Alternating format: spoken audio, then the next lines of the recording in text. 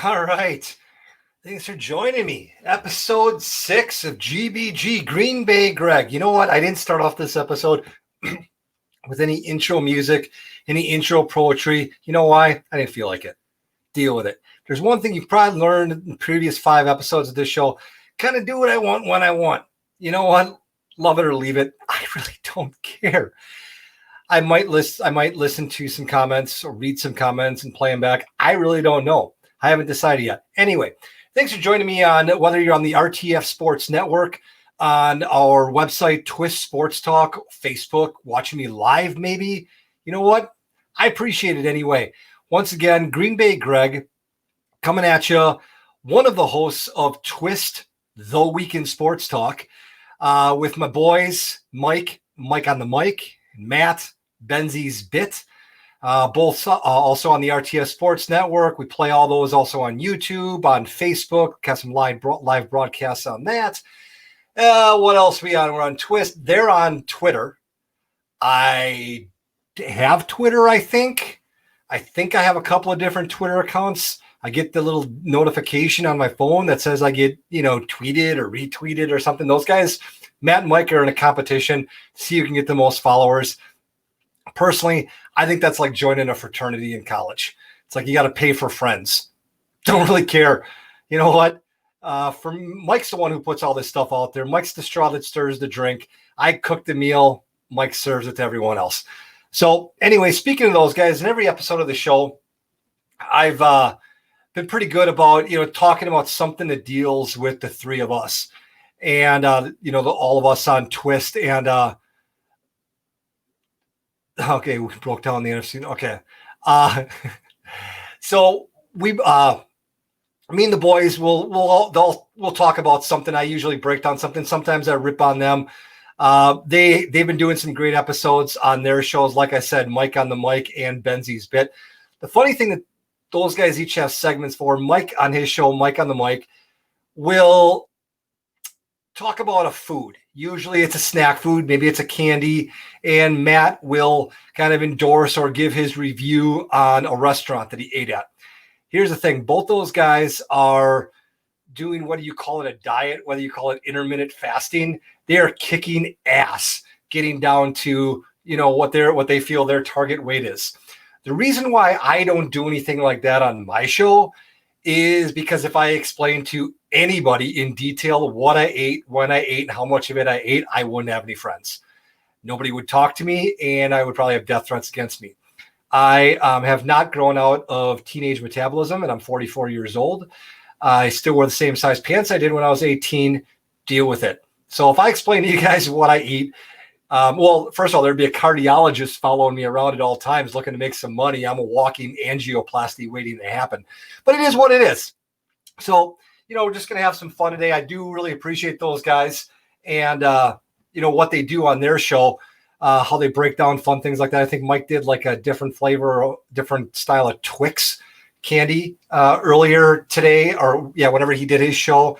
And then Matt breaks down different restaurants, which gives me an idea of, what I can eat. I just don't have to wait for a cheat day to do it.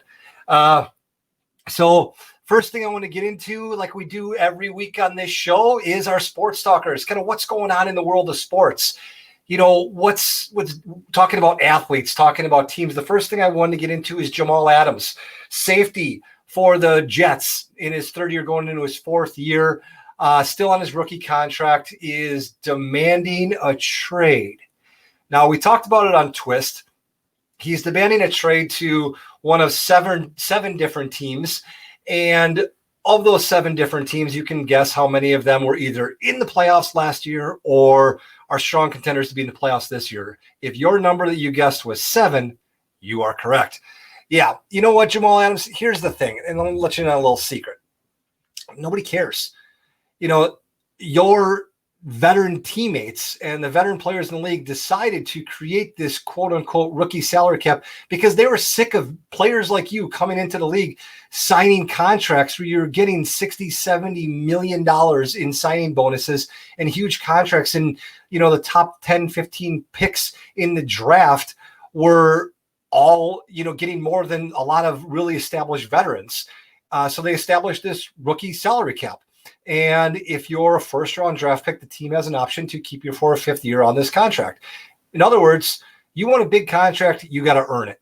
Now, there's a lot of times that we've been seeing in the news lately, and I'll get into it in my next story, where running backs, they have a very short shelf life.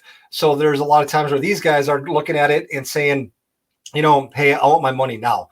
And there's times, in Ezekiel Elliott's case, in CMC, Christian McCaffrey's case, teams are willing to give him the money because, there's an exception to the rule. But what's not an exception to the rule, Jamal Adams? Safeties.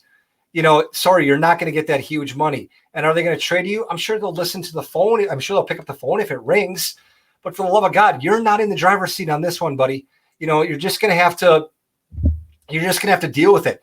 And you know what? If you want to get traded, watch yourself. Last time I checked, you don't have a no trade clause. You don't have an I can only go to these certain teams that I want clause. You're going to find your ass in Jacksonville in a second, buddy. You know what? Play out your contract, earn your next contract, and when you do finish your fifth year, if you still are what you consider yourself, which is the best safety in the league, then sign wherever you want. Get your quan then. But until then, you got to play by the rules that were created for you by your predecessors and the veterans in the league. So that's story number one. Number two is going off of this.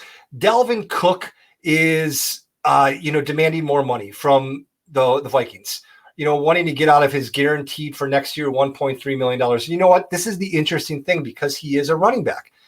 They do make exceptions for running backs because it is understood that their shelf life is so short.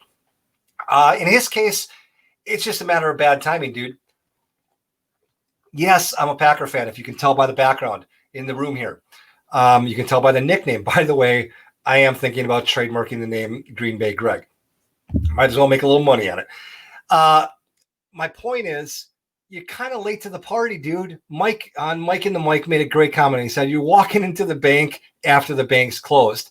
If you're going to do this, buddy, you might not want to do it on a team that is struggling to draft the 732 draft picks that you picked up. You had to let a lot of really good guys, including Everson Griffin right now, who's looking to get on a team and would have probably knowing Everson, not that I know him personally, but knowing what he's reading what you read about him in the papers, he probably would have given Minnesota a little bit of a discount. Problem is that bag with the money in it, running low. If you wanted this money, Dalvin, you should have did it right at the beginning right when the season ended. And then they could have adjusted some money. Will you get some money? Sure. I'm sure they can move some money around. I'm sure they'll be able to do something with it. But you know what? Food for thought, players that are right now, seniors in college, rookies, whatever it is, if you're going to demand money and you're on a team that's struggling to meet the salary cap, remind yourself you're not playing for the Yankees. This isn't Major League Baseball. There isn't an endless pile of money. The next thing I wanted to get into, Dak Prescott apparently is going to sign his franchise tag where he's going to get, what is it, like 31, 33, whatever it is, $1 million for the year. Good for you, dude. You finally, sorry. Sometimes I just talk so much. Let me just get a little more water. Sometimes I talk so much and so fast, the old throat dries up. But you know what? We're going to plug away. We're going to tough through it. So Dak is going to sign the franchise tag. Nice thinking.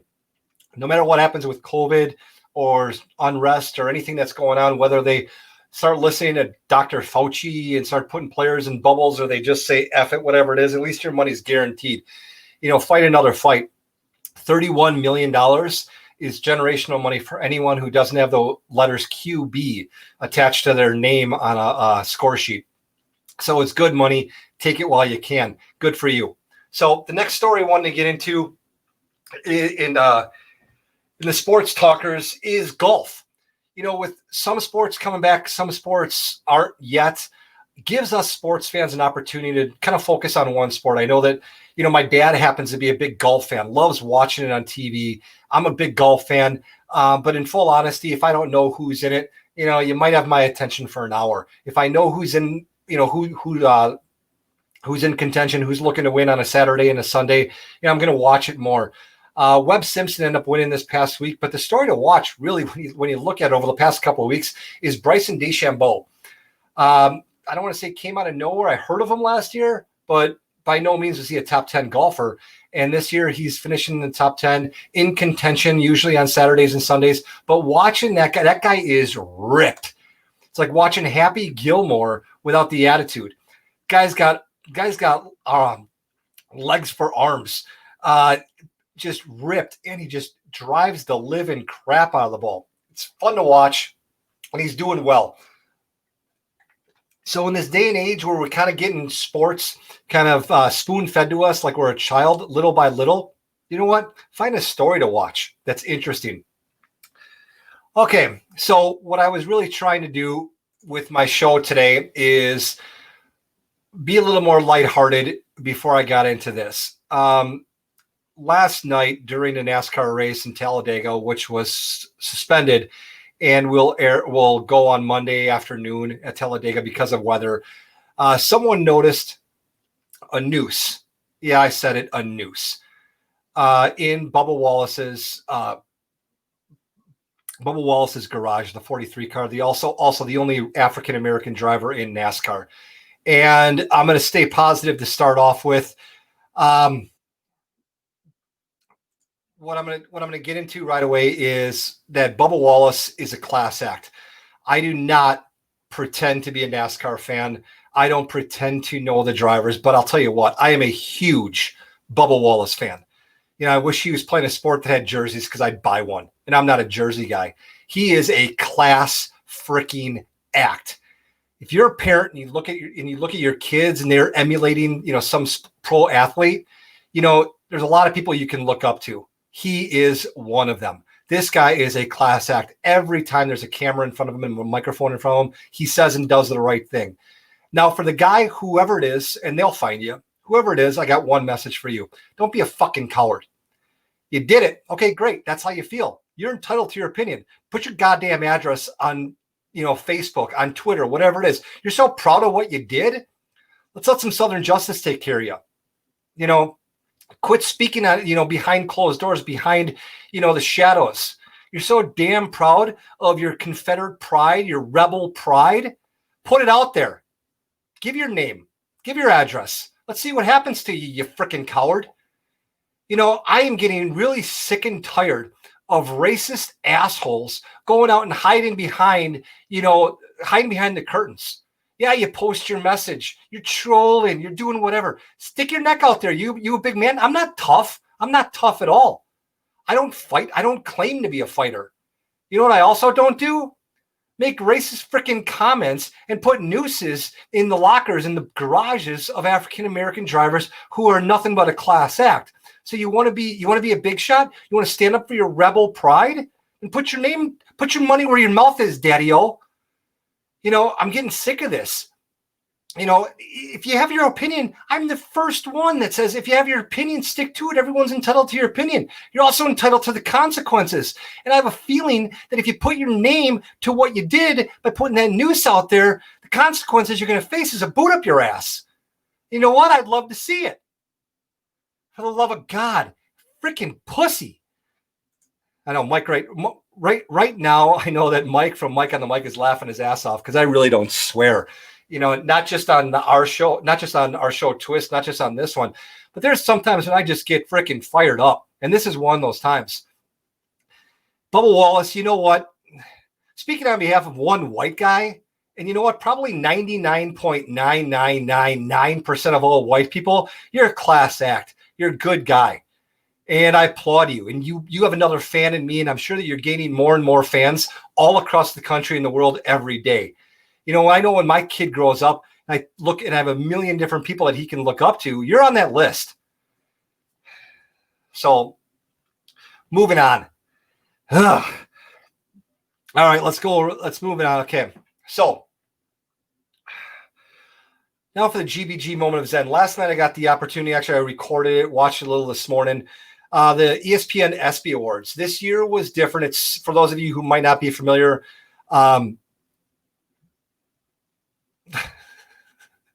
Sorry, my dad posting this on there on the Bubba Wallace thing. If you need someone to fight love to, thanks a lot. That's chief of police right there. The guy owns more guns than most small cities. So let's go right into this. So watching the ESPYs last night. For those of you who do not know what the ESPYs are, I have one question for you. Why are you watching this? The ESPYs are the Sports Entertainment Awards. And what it's turned into more and more over the past couple of years is kind of shying away from the specific athletes who win trophies and championships and teams that win trophies and championships and coaches. But they're really moving over the past couple of years more into those good feeling stories, those humanitarian stories. And a couple that I wanted to point out, there was a football player, a high school football player in Minneapolis who was burned to the point where he's got a lot of deformities on his face. He was given the Muhammad Ali Humanitarian Award.